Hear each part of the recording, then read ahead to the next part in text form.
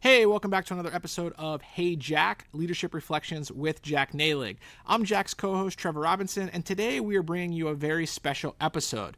Jack and I got together, we were discussing and reviewing the first 10 episodes that we've officially crossed that mark of, and we are planning the next several episodes, and there was a common thread that kept popping up during that conversation, and that thread was the concept of gratitude, and how thankful and grateful we are to you guys, the listeners, for the support and the feedback that you've given us thus far. We've received tons of messages, we've seen the comments, we've had phone calls, we've had text messages. Ultimately, we've been blown away by the impact that this podcast has been having in such a short time span. And that got Jack and I thinking. There's a lot of episodes that we've created thus far, and while we try to keep these episodes short, if there is a new listener that's just discovering the Hey Jack podcast, we want to let them know what this podcast is about and give them some of the quick takeaways from those first 10 episodes. That's exactly what this episode is going to be. Jack and I have went through, we've hand selected a couple key points and topics and themes from those first 10 episodes, and I'm going to share those in this episode. Now, I will add some commentary before each of those clips. This is a short episode, so these are not in-depth long clips, but we will reference what episode that is from. That way, if you do want to go back and listen to the full episode, you may do so. The goal of this episode, though, is ultimately, number one, for us to say thank you to you guys, the listeners, and number two, to bring you up to speed or give you a taste of what this podcast is about. So without further ado, let's start going through some of our favorite moments thus far. These highlights are in no particular order, but the first one comes from episode 9 on the concept of developmentors. Let's hear what Jack has to say about that. If you think about it, you owe it to your team. Who would want to work for a leader who doesn't think they need to get better? So it's really important for your team. And then it depends. I mean, if you don't want to aspire to higher levels of leadership, that's fine. Then just make sure you're getting better for your team every day. But there's always these young aspiring leaders that always want to know how to become a VP or a president or whatever. Well, then this is part of their journey. They need to develop themselves so they can become whoever they want to be in their goals. So first and foremost, it's leading from the front. It's internalizing development of yourself in your career.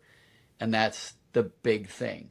That's a great insight there. And the next highlight comes from that same episode. And this is an interesting concept on leadership stalking. I would say great leaders should and do what I like to call leadership stalking.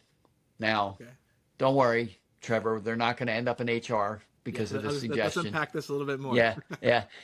But leadership stalking is this. As a leader, you may or may not have a formal mentor. If you have a formal mentor that isn't your boss, that's fantastic. But sometimes you don't. But what I learned in my career is there's all these other leaders circling around you. Higher level ones, peers, inside the company, outside the company. Leaders are all out there and they're hovering around you. And each one of those leaders is great at something.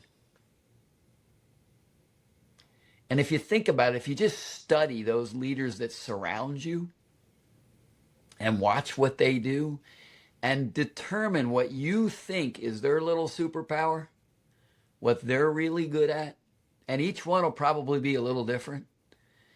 If you just watch it, do the modern day, this thing, kind of stalk them and just admire and learn from others' behaviors.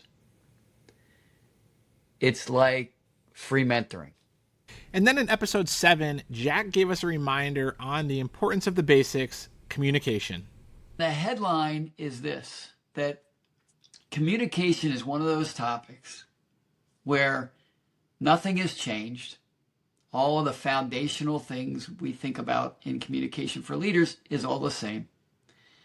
But it's also a topic in leadership where everything is changing. So as Jack mentioned there in regards to communication, not much has changed, but also a lot has changed. And I highly recommend checking out that episode. We discuss in depth how that is changing, including things like communication on forums such as social media and the impacts that AI is having on that as well. So definitely check that out if you haven't already. Now, the next one goes to episode 6, which is on trust and teamwork. And I love Jack's approach here of how he views trust as the ultimate contract. The ultimate contract is no contract at all. It's just trust. Trust. Your relationship with your wife, your kids, your mother, your father, your best friend. It's trust. It's that bond that you know you have and will always be there. So how does that then relate to teamwork? Well, if trust is the ultimate contract in a relationship between two people, then it goes that it would probably be the best underpinning of high-performing teams. If you could get all the members of the team to trust each other and behave in a highly trustworthy way, right? That would probably be the best way to have the culture in the team perform. Now, our next highlight comes from episode 5 on the topic and concept of quality and excellence in leadership. So Jack's going to explain here why that is important to embrace as a leader if we want to stay ahead of our competition. Bottom line of competition is if you're not growing, you're shrinking, at least in market share. And if you're not getting better, you're probably getting worse. And it's with that thought process that I offer quality and excellence as something to think about to solve that problem, right? The problem of competition. So let's go there. So let's first imagine a manager, director, VP, that core of leadership that our podcast is targeted toward. We're not trying to teach CEOs how to get better. We're not trying to teach first-line supervisors how to crank out the stuff today, right? We're looking at that middle management group, and any of them. Take an accounting manager. What's their job? Okay, they're going to say their job is to, handle the debits and credits, collect the bills, do asset management, post things to the ledger and close the books at the end of the month. Let's say a design leader. Let's say a director of engineering. They're going to say their job is to develop new products in a timely way, on budget, keep the innovation going. Or lastly, maybe a VP of manufacturing, his or her job is to, produce all the products that need to be produced so that the revenue can be there, so that the monthly and quarterly targets are hit, and away we go. And in a way, they're right? These are all outputs of their job, right? But sadly, it just doesn't stop there.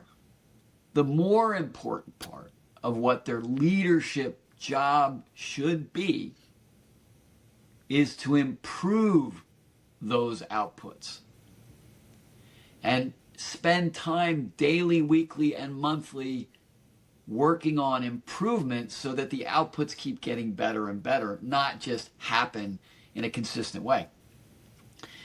So the sad part of the story is what got them into this output job, this leading the output job, is a set of skills that they're really good at, by the way. But the improvement of the output needs a set of skills, and they're different skills. And that's where quality and excellence come in. It's a set of skills and tool sets that help you do the quality and the excellence part so that your outputs get better. Now, our next reflection comes from episode 5 on positivity, part 2. We broke that episode into 2 separate parts, but Jack has a really unique way of looking at errors when it comes to leadership. An error, a mistake, or, a fault in the process, an error should be thought of as a gift. Whereas most of the managers say an error, a mistake, a fault in the process is a problem. Whereas the Japanese say it's a gift.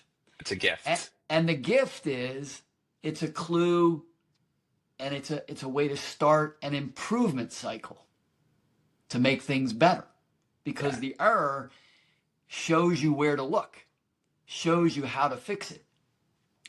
So it's just a brilliant way to take a negative situation and look at it in a positive light, of course. What a great way and a great concept to think about errors and mistakes when it comes to leadership. Now, our next key highlight here is actually from our first episode, which is about being a role model. And Jack explains here why you need to want to be a role model in leadership. Can't not want to be a role model if you're going to be in leadership. So that's the importance of being a role model. And then I thought I'd share today the way I think about what that means. And the way I think about role model is the first piece of it is a phrase we all have heard is walking the talk, right? In other words, there are company values and company strategic direction. There are leadership standards usually in a company that need to be followed. And the ultimate job of a leader is to walk the talk of those things, right? I myself love the walk the talk analogy there. Now, our next highlight here comes from that same episode where Jack discusses the importance of passion in leadership. I ran the automotive business for that company for a while, and I had people tell me, they said, we just love when you tell the story. And I'm like, so I'm just telling the story. You should know the story. But what they were saying is they loved when their leader told that story. When the leader was passionate about what he was leading. And that was my lesson. I didn't understand it at the time, but I reflect on it and I go, wow, that was what they were wanting as people working with me. They wanted to be inspired and they wanted to see my passion. And our final highlight here comes from our most recent episode with our first guest, Beth Corral, episode 11, where Beth discusses this really interesting concept called the only. I mean, number one, the only. Sometimes we're the only woman in a room. And there are a lot of people who are listening to this who might be the only, right? They might be the only engineer in a room full of salespeople. They might be the only person of color in a room full of white people. They might be the only woman in a room full of men, right? So there's a lot of the only that you can be. But to be the only woman in the room that's been something that I've dealt with for many, many years. My career is a 30-year career. I started at Hershey in 98, but I started in the connector industry in 94. And I would say maybe 8 years ago, I was in my first meeting with all women. And we looked at each other and we were like, oh my gosh, like we're in a room full of women. This has never happened before. And anyway, I mean, it was amazing, but it was also kind of sad that was the first time that happened.